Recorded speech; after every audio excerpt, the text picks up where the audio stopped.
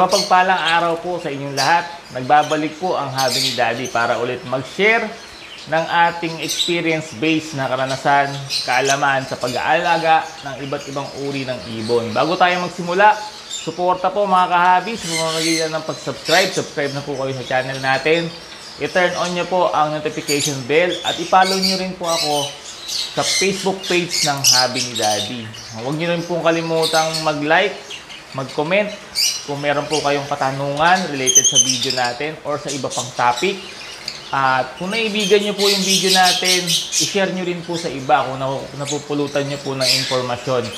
Para na sa ganun, maikalat natin yung informasyon sa iba pa nating ka-hobby.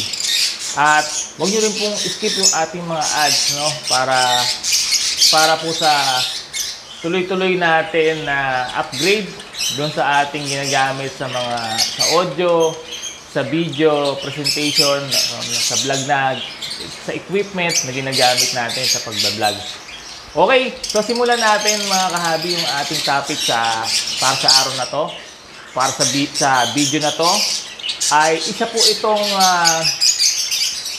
update doon sa pair natin na Sunchick. Yung Sunchick na pair ng Green Chick Conure natin, no? Nakita nyo po dun sa mga upload natin sa Facebook page at sa YouTube channel ng Hobby ni Daddy na nagme-mating na sila at nakapag-clutch na po sila ng unang clutch. Pero hindi po yun nag-fertile, no? 5 itlog, lahat ay walang laman. Basal pair po yan, unang pagkakataon na mag-breed sila, kaya lang doon sa mating naman na nakita natin ay okay naman na nagme-mating. Kaya lang, bakit walang nag-fertile man lang kahit isa doon sa 5 itlog nila? At marami sa mga ka-hobby natin ay nagiging tanong din yan, bakit walang nagpe-fertile doon sa itlog kahit nakita naman natin nagme-mating yung ibon?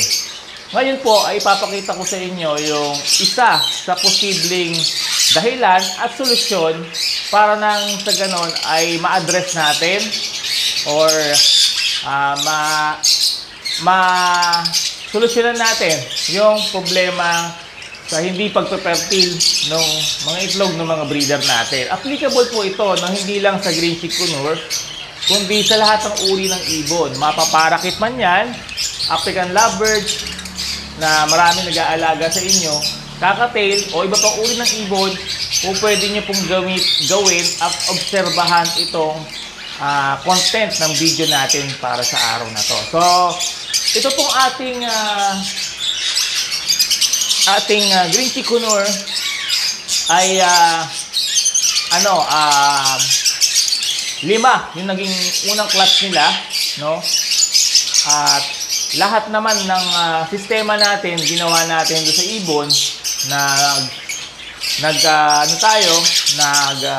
deworm tayo, nag-bacterial flushing tayo, nagpaligo tayo, anti-external parasite, tapos kinondisyon natin ang preparation sa breeding, then breeding proper, no?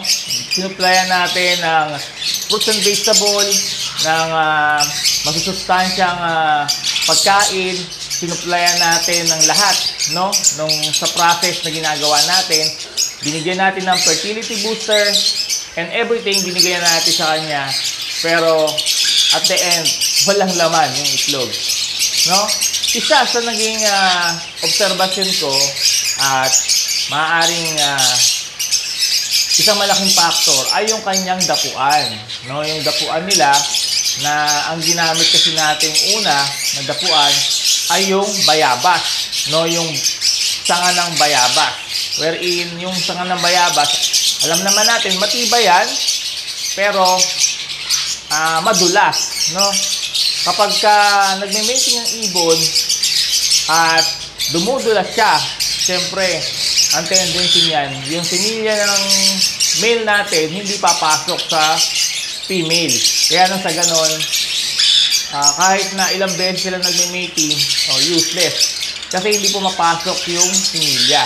Hindi na pe-fertilize yung itlog, no? Yan po yung isang sa obserbasyon natin na posibleng dahilan kung bakit hindi nagpe-fertile yung itlog. Pangalawa,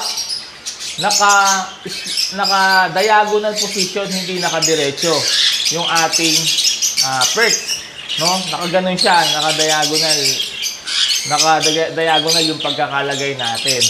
Nang dahil doon, pwede rin nangyayari na hindi maayos yung posisyon ng paa, no? At posisyon ng ibon, kasi kung nakikita nyo, ang pagmi-mating nila hindi sumasampay yung male. Nasa gilid lang siya. So, maaaring hindi umaabot dahil dun sa posisyon ng perch.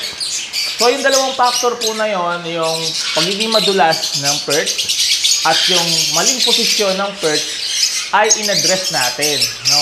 Dun sa pangalawang clutch, at ginawa ko, pinalitan ko na yung perch nila. No, pinalitan ko ng sanga ng sampalok, no? Ang sanga ng sampalok po kasi, shout out po kay Kahabi Arnel na binigyan tayo ng isang katutak na sanga ng sampalok mula pa yan sa Lawag, no? Sa Ilocos Norte. Inili niya sa atin, pinasalubong niya sa atin. At yan po yung gagamitin nating perch doon sa giant cage na ginagawa natin sa roof deck. At yung matitira, gagawin natin dito. Lalagay natin sa mga breeding cages natin. Kasi nga po, ang sampalok ay ideal po yan na gawing, mas maganda pong gawing perch dahil hindi po siya madulas. No, yung ano niya, yung pinaka-branch niya, magandang kapitan ng ibon. So, kung gano'n ang kapitan natin, hindi dumudulas, mas maganda at mas secure yung pagkakahawak ng ibon doon sa perch at hindi masyadong gumagalaw. So, yung position nila sa mating ay okay na okay at sigurado tayo na hindi yung pagkakasablay, pagtapon ng similya ng male natin ay hindi mababawasan, no? Kung hindi man mabawasan, maling limitahan. Yun po, ang ingay po natin black-headed. So, yun po yung isa, no, na sinolusyonan natin. Pangalawa, yung posisyon ng perch, inayos natin, no? From diagonal position, ginawa natin parallel, no? Inalay natin siya, naka-parallel position na siya. So, sa ganung posisyon, dun sa mating behavior, mating position na ginagawa nila, akma yung parallel position ng perch natin, no? Kaya dapat po, ang ibon po, obserbahan din natin, pwede rin naman po yung diagonal kung sumasampa yung male do sa female. Pero kung nasa gilid lang siya, dumidikit lang siya mula sa gilid, dapat po ay parallel position dapat yung ating perch. Para nang sa ganon, umabot siya, no, mag-abot sila at hindi tumapon yung similya ng lalaki.